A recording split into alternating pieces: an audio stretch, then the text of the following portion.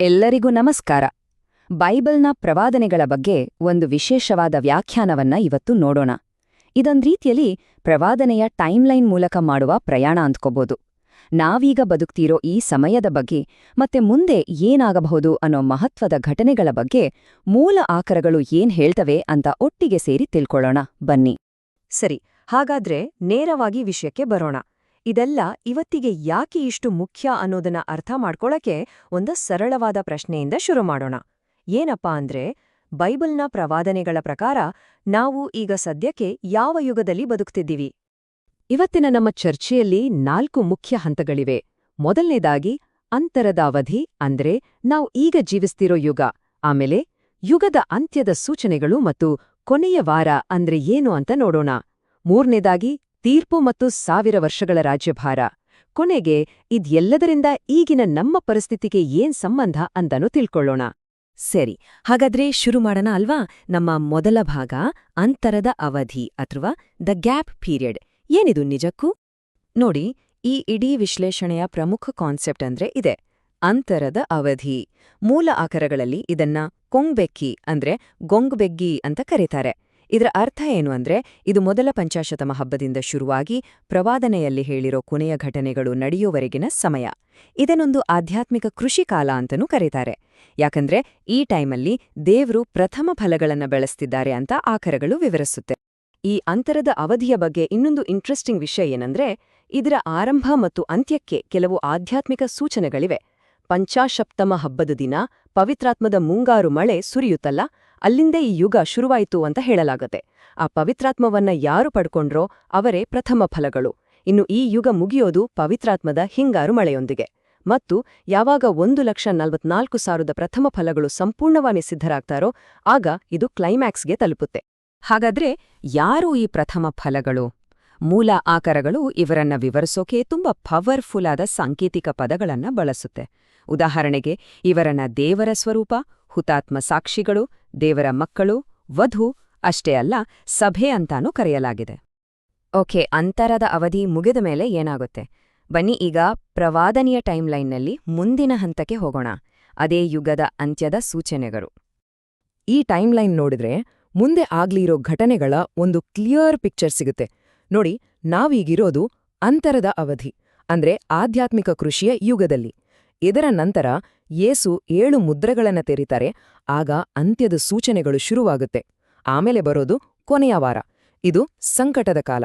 ಅದರ ನಂತರ ಯೇಸುವಿನ 2ನೇ ಆಗಮನ, ಮತ್ತೆ ಕೊನೆಗೆ 1000 ವರ್ಷಗಳ ಶಾಂತಿಯುತ ರಾಜ್ಯ ಸ್ಥಾಪನೆಯಾಗುತ್ತೆ. ಹಾಗಾದ್ರೆ ಇಲ್ಲಿ ಒಂದು ಮುಖ್ಯವಾದ ಪಾಯಿಂಟ್ ಇದೆ. ಈ ಎಲ್ಲ ಅಂತ್ಯಕಾಲದ ಘಟನೆಗಳು ಶುರುವಾಗೋಕೆ ಟ್ರಿಗರ್ ಏನು? ಮೂಲ ಆಕರಗಳ ಪ್ರಕಾರ ಯಾವಾಗ ಆ 144,000 ಪ್ರಥಮ ಫಲಗಳ ಸಂಖ್ಯೆ ಪೂರ್ತಿಯಾಗೋತೋ ಅದೇ ಅಂತರದ ಅವಧಿ ಮುಗೀತು ಅನ್ನೋದಕ್ಕೆ ಸಿಗ್ನಲ್. ಅಲ್ಲಿಂದನೇ ಕೊನೆಯ ಘಟನೆಗಳು ಶುರುವಾಗೋದು. ಈ ಮುದ್ರೆಗಳು ಒಂದೊಂದಾಗಿ ತೆರೆದಂತೆ ಆಗೋ ಘಟನೆಗಳ ತೀವ್ರತೆ ಹೇಗೆ ಜಾಸ್ತಿ ಆಗ್ತಾ ಹೋಗುತ್ತೆ ಅನ್ನೋದನ್ನ ನೋಡಿದ್ರೆ ನಿಜಕ್ಕೂ ಆಶ್ಚರ್ಯ ಆಗತ್ತೆ. ಮೊದಲ 4 ಮುದ್ರೆಗಳು ತೆರೆದಾಗ ಇಡೀ ಜಗತ್ನಲ್ಲಿ ಗೊಂದಲ ಶುರುವಾಗತ್ತೆ. ಜಯ, ಯುದ್ಧ, ಬರಗಾಲ ಮತ್ತೆ ಭೂಮಿಯ 4ನೇ ಭಾಗದಷ್ಟು ಜನರ ಸಾವು. 5ನೇ ಮುದ್ರೆ ತೆರೆದಾಗ ಹುತಾತ್ಮರ ಆತ್ಮಗಳು ಕಾಣಿಸ್ಕೊಳ್ತವೆ. 6ನೇ ಮುದ್ರೆ ತೆರೆದಾಗ ಆಕಾಶದಲ್ಲಿ ದೊಡ್ಡ ದೊಡ್ಡ ಚಿಹ್ನೆಗಳು ಕಾಣಿಸ್ತವೆ. ಭೂಮಿ ಮೇಲೆ ಭಯಾನಕ ವಾತಾವರಣ ನಿರ್ಮಾಣ ಆಗುತ್ತೆ. ಇನ್ನು 7ನೇ ಮುದ್ರೆ, ಅದು ಕೊನೆಯ ತೀರ್ಪುಗಳನ್ನ ಜಾರಿಗೆ ತರುತ್ತೆ. ಇಲ್ಲಿ ಮೂಲ ಆಕರಗಳು ಒಂದು ಮುಖ್ಯವಾದ ವ್ಯತ್ಯಾಸವನ್ನ ಒತ್ತಿ ಹೇಳುತ್ತೆ. ನೋಡಿ, ಇತಿಹಾಸದಲ್ಲೂ ಎಷ್ಟೋ ಯುದ್ಧಗಳು, ರೋಗರುಜಿನಗಳು, ಬರಗಾಲಗಳು ಬಂದಿವೆ. ಆದ್ರೆ ಅವುಗಳೆಲ್ಲ ಆದ್ಮೇಲೆ ಒಂದು ರಿಕವರಿ ಪೀರಿಯಡ್ ಇರ್ತಿತ್ತು, ಮತ್ತೆ ಶಾಂತಿ ಬರ್ತಿತ್ತು. ಆದ್ರೆ ಈ 7 ಮುದ್ರೆಗಳ ಘಟನೆಗಳು ಹಂಗಲ್ಲ. ಇವು ಇಡೀ ಜಗತ್ತಿಗೆ ಸಂಬಂಧಿಸಿದ್ದು, ಮತ್ತೆ ಇವುಗಳಿಂದ ರಿಕವರ್ ಆಗೋಕೆ ಸಾಧ್ಯನೇ ಇಲ್ಲ. ಇವು ನೇರವಾಗಿ ನಮ್ಮನ್ನ ಕೊನೆಯ ವಾರಕ್ಕೆ ಕರ್ಕೊಂಡು ಹೋಗುತ್ತೆ. ಈ ಕೊನೆಯ ವಾರ ಅನ್ನೋದು ತುಂಬಾ ನಿರ್ಣಾಯಕವಾದ ಸಮಯ. ಮೂಲ ಆಕರಗಳಲ್ಲಿ ಇದನ್ನ ಮಜಿಮಕ್ ಇಲ್ ಇರೆ ಅಂದ್ರೆ ಮಜಿಮಕ್ ಇಲ್ ಇರೆ ಅಂತಾನೂ ಕರೀತಾರೆ. ಇದು ದಾನಿಯೇಲನ ಪುಸ್ತಕದಲ್ಲಿ ಹೇಳಿರೋ 70 ವಾರಗಳ ಪ್ರವಾದನೆಯಲ್ಲಿ ಬರೋ ಕೊನೆಯ 7 ವರ್ಷಗಳ ಸಮಯ. ಈ ಕಾಲದಲ್ಲಿ ವಿಪರೀತ ಸಂಕಷ್ಟಗಳಿರುತ್ತೆ. ಒಂದು ರೀತಿ ಹೇಳೋದಾದ್ರೆ ಇದು ಫೈನಲ್ ಜಜ್ಮೆಂಟ್ಗಿಂತ ಮುಂಚಿನ ಲಾಸ್ಟ್ ಚಾಪ್ಟರ್ ಇದ್ದ ಹಾಗೆ. ಹಾಗಾದ್ರೆ ಆ ಅಂತಿಮ ದಿನ ಬರೋದಿಕ್ಕಿಂತ ಮುಂಚೆ ಏನಾಗ್ಬೇಕು? ಮೂಲ ಆಕರವು ಒಂದು ನಿರ್ದಿಷ್ಟ ವಚನವನ್ನ ಉಲ್ಲೇಖಿಸಿ 2 ಮುಖ್ಯ ಘಟನೆಗಳು ಆಗ್ಲೇಬೇಕು ಅಂತ ಹೇಳುತ್ತೆ. ಆ ವಚನ ಹೀಗಿದೆ: ಯಾರು ನಿಮ್ಮನ್ನು ಯಾವ ರೀತಿಯಲ್ಲಿಯೂ ಮೋಸಗೊಳಿಸದಿರಲಿ, ಯಾಕಂದ್ರೆ ಆ ದಿನ ಬರೋದಿಕ್ಕಿಂತ ಮುಂಚೆ ಧರ್ಮಭ್ರಷ್ಟತೆ ಉಂಟಾಗ್ಬೇಕು ಮತ್ತು ನಾಶನದ ಮಗನಾದ ಆ ನಿಯಮವಿಲ್ಲದ ಮನುಷ್ಯನು ಪ್ರಕಟ ಆಗ್ಬೇಕು. ಅಂದ್ರೆ ಅರ್ಥ ಆಯ್ತಲ್ವಾ?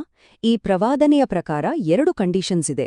ಒಂದು, ಸಭೆಯಲ್ಲಿ ದೊಡ್ಡ ಪ್ರಮಾಣದಲ್ಲಿ ಧರ್ಮಭ್ರಷ್ಟತೆ ಆಗ್ಬೇಕು, ಅಂದ್ರೆ ಜನ ನಂಬಿಕೆಯಿಂದ ದೂರ ಸರಿಯೋದು. ಇನ್ನೊಂದು, ನಾಶನದ ಮಗ ಅಂತ ಕರೆಯಲ್ಪಡೋ ವ್ಯಕ್ತಿ ಕಾಣಿಸ್ಕೋಬೇಕು. ಈ 2 ಘಟನೆಗಳು ಆಗುವವರೆಗೂ ಆ ಅಂತಿಮ ದಿನ ಬರೋದಿಲ್ಲ. ಸರಿ, ಈ ಎಲ್ಲ ಸಂಕಟಗಳು, ಘಟನೆಗಳು ಎಲ್ಲ ಮುಗಿದ್ಮೇಲೆ ಕಥೆ ಎಲ್ಲಿಗೂ ಹೋಗುತ್ತೆ? ಅದು ತೀರ್ಪಿನ ಕಡೆಗೆ ಮತ್ತೆ ಒಂದು ಹೊಸ ಯುಗದ ಸ್ಥಾಪನೆಯ ಕಡೆಗೆ ಸಾಗುತ್ತೆ. ಇಲ್ಲಿ ಹುತಾತ್ಮರ ಪಾತ್ರ ಇದೆಯಲ್ಲ, ಅದು ತುಂಬಾನೇ ಮುಖ್ಯ.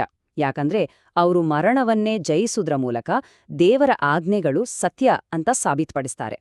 ಅವರ ಪುನರುತ್ಥಾನ ಆದಾಗ ಅವರ ಆಜ್ಞೆಗಳೇ ಇಡೀ ಜಗತ್ತಿನ ತೀರ್ಪಿಗೆ ಸ್ಟ್ಯಾಂಡರ್ಡ್ ಆಗುತ್ತೆ. ಅವರ ಸಂಖ್ಯೆ ಪೂರ್ತಿಯಾದ ತಕ್ಷಣ ಮೊದಲ ಪುನರುತ್ಥಾನ ಆಗುತ್ತೆ. ಮತ್ತೆ ಇದು ನೇರವಾಗಿ ಸೈತಾನನ ವಿರುದ್ಧದ ಅಂತಿಮ ತೀರ್ಪಿಗೆ ಕಾರಣ ಆಗುತ್ತೆ. ಒಮ್ಮೆ ದೇವರ ಆಜ್ಞೆಗಳ ಸತ್ಯ ಸಾಬೀತಾಯ್ತು ಅಂದ್ರೆ ಮುಗಿತು. ಸೈತಾನನ ಮೇಲೆ ತೀರ್ಪು ಜಾರಿಯಾಗತ್ತೆ, ಅವನನ್ನ ಪಾತಾಳಕ್ಕೆ ತಳ್ಳಲಾಗತ್ತೆ. ಇದು ಮೂಲ ಆಕರಗಳಲ್ಲಿ ಹೇಳಿಲೋ ಆಧ್ಯಾತ್ಮಿಕ ಯುದ್ಧದ ಅಂತಿಮ ಕ್ಲೈಮ್ಯಾಕ್ಸ್. ಇದಾದ್ಮೇಲೆ ಬರೋದೇ ಸಹಸ್ರಮಾನದ ರಾಜ್ಯ. ಇದನ್ನ 1000 ಇಯರ್ಸ್ ರಾಜ್ಯ ಅಥವಾ ಚೊನ್ಯೋನ್ ವಾಂಗುಕ್ ಅಂತ ಕರೀತಾರೆ. ಅಂದ್ರೆ ಭೂಮಿ ಮೇಲೆ 1000 ವರ್ಷಗಳ ಕಾಲ ಸಂಪೂರ್ಣ ವಿಶ್ರಾಂತಿ ಮತ್ತು ಶಾಂತಿ. ಇದನ್ನ 7ನೇ ಸಹಸ್ರಮಾನ ಅಥವಾ ಒಂದು ದೊಡ್ಡ ಸಬ್ಬಾತ್ ಅಂತಾನೂ ಹೇಳ್ಬೋದು. ಈ ಸಮಯದಲ್ಲಿ ಪುನರುತ್ಥಾನಗೊಂಡ ಹುತಾತ್ಮರು ಕ್ರಿಸ್ತನ ಜೊತೆ ಸೇರಿ ರಾಜ್ಯಭಾರ ಮಾಡ್ತಾರೆ. ಇಷ್ಟೆಲ್ಲ ಕೇಳಿದ್ಮೇಲೆ ಖಂಡಿತ ಒಂದು ಪ್ರಶ್ನೆ ಬಂದೇ ಬರುತ್ತೆ. ಇದೆಲ್ಲ ಸರಿ, ಹಾಗಾದ್ರೆ ಈಗ ನಮ್ಮ ಪರಿಸ್ಥಿತಿ ಏನು? ಬನ್ನಿ ಈ ವಿಷಯವನ್ನ ವರ್ತಮಾನಕ್ಕೆ ತಂದು ಮೂಲ ಆಕರಗಳ ಅಂತಿಮ ತೀರ್ಮಾನ ಏನು ಅಂತ ನೋಡೋಣ. ಇದು ನಿಜಕ್ಕೂ ನಮ್ಮನ್ನ ಯೋಚನೆಗೆ ಹಚ್ಚುತ್ತೆ. ಮೂಲ ಆಕರಗಳು ಹೇಳೋ ಪ್ರಕಾರ ಈ ಅಂತರದ ಅವಧಿ ಮುಂದುವರೆದಂತೆ ಜಗತ್ತಿನಾದ್ಯಂತ ಇರೋ ಸಭೆಯ ಆಧ್ಯಾತ್ಮಿಕ ಸ್ಥಿತಿಯೇ ಒಂದು ದೊಡ್ಡ ಸೂಚನೆಯಾಗತ್ತೆ. ಅದರ ಸ್ವಭಾವ ನಿಧಾನವಾಗಿ ಬದಲಾಗಿ ಪ್ರಕಟಣೆ ಪುಸ್ತಕದಲ್ಲಿ ಹೇಳಿರೋ ಲವೋದಿಕೀಯ ಸಭೆ ಥರ ಉಗುರುಬೆಚ್ಚಗೆ ಆಗ್ಬಿಡುತ್ತೆ. ಆ ಉಗುರು ಬೆಚ್ಚುಗಿನ ಸ್ಥಿತಿ ಅಂದ್ರೆ ಏನು ಅಂತ ವಿವರಿಸೋಕೆ ಪ್ರಕಟಣೆ ಪುಸ್ತಕದ ಈ ಮಾತನ್ನೇ ಬಳಸಲಾಗುತ್ತೆ. ಹೀಗಿರೋದ್ರಿಂದ ನೀನು ತಣ್ಣಗೂ ಅಲ್ಲದೆ ಬಿಸಿಯಾಗಿಯೂ ಅಲ್ಲದೆ ಉಗುರು ಬೆಚ್ಚಗಿರುವುದರಿಂದ ನಾನು ನಿನ್ನನ್ನು ನನ್ನ ಬಾಯಿಂದ ಉಗಿದು ಬಿಡುತ್ತೇನೆ. ಈಗಿನ ಐತಿಹಾಸಿಕ ಸಮಯದ ಪೂರ್ಣತೆಯನ್ನ ವಿವರಿಸೋಕೆ ಮೂಲ ಆಕರ ಒಂದು ಬಹಳ ಸುಂದರವಾದ ರೂಪಕವನ್ನ ಬಳಸುತ್ತೆ. 6 ಕಲ್ಲಿನ ಜಾಡಿಗಳಲ್ಲಿ ನೀರು ಹೇಗೆ ಅಂಚಿನವರೆಗೂ ತುಂಬಿರುತ್ತೋ ಹಾಗೆಯೇ ಈ 6000 ವರ್ಷಗಳು ಕೂಡ ಈಗ ಸಂಪೂರ್ಣವಾಗಿ ತುಂಬಿವೆ ಮತ್ತೆ ಮದುವೆಯ ಹಬ್ಬಕ್ಕೆ ಸಿದ್ಧವಾಗಿವೆ ಅಂತ ಹೇಳಲಾಗುತ್ತೆ.